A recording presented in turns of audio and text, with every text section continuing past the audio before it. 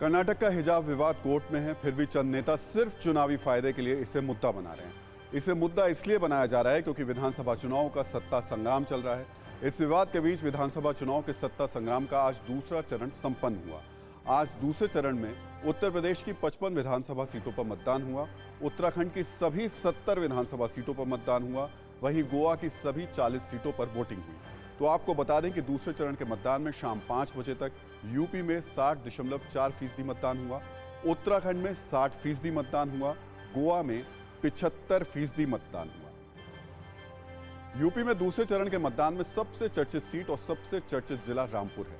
रामपुर मतलब वो जिला जहां आजम खां की सल्तनत चलती थी।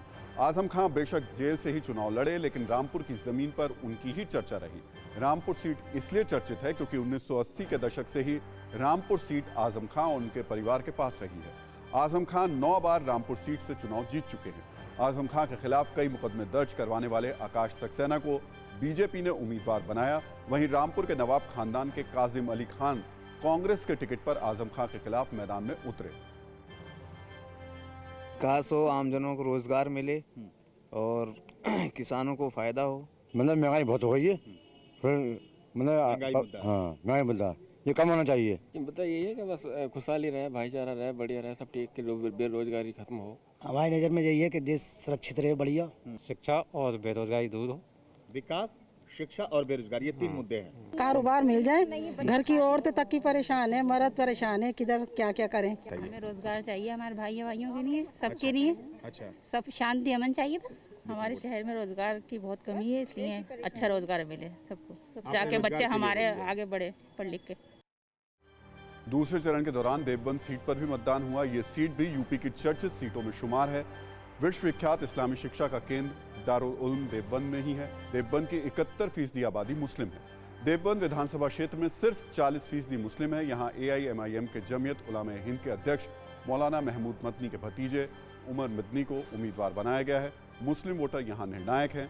देवबंद से निकला सियासी संदेश अन्य चरणों के चुनाव में अहम होगा, इसलिए जरूरी है कि आप जानें कि चुनाव में देवबंद में वोट करने पहुंचे मतदाता के मन में क्या था।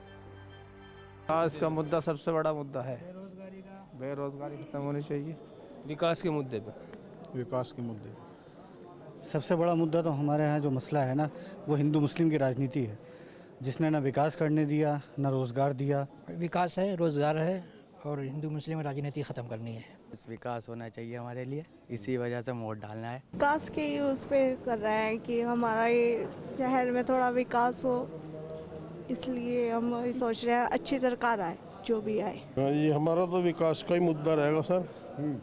हमारा हिंदू मुस्लिम का कोई मुद्दा नहीं है, विकास का ही मुद्दा है, शिक्षा का मुद्दा रहेगा।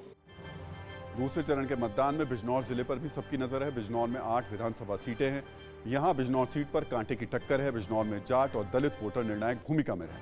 1991 के बाद से ही बिजनौर सीट पर बीजेपी मजबूत रही है। 91, 2002, 2012 और 2017 में बीजेपी ने ये सीट जीती।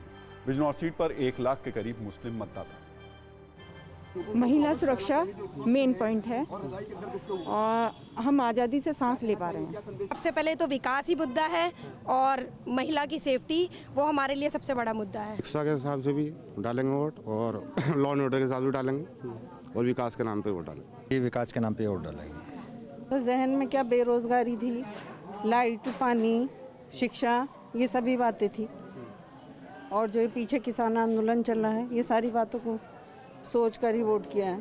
क्या बेरोजगारी है और काफ़ी बहुत परेशानियां हैं बाहर निकलने में, वैसे मतलब सुरक्षा के लिए महंगाई है, परेशानी है, कितनी महंगाई है। क्या सर, न्यू जनरेशन के लिए, पढ़ाई है, स्कूलों के लिए, सब चीज़ के लिए हमने ये चुना। परेशानी है। परवाह देश की, सोमवार से शुक्रवार रात 10 बजे TV9 भारतवर्ष पर।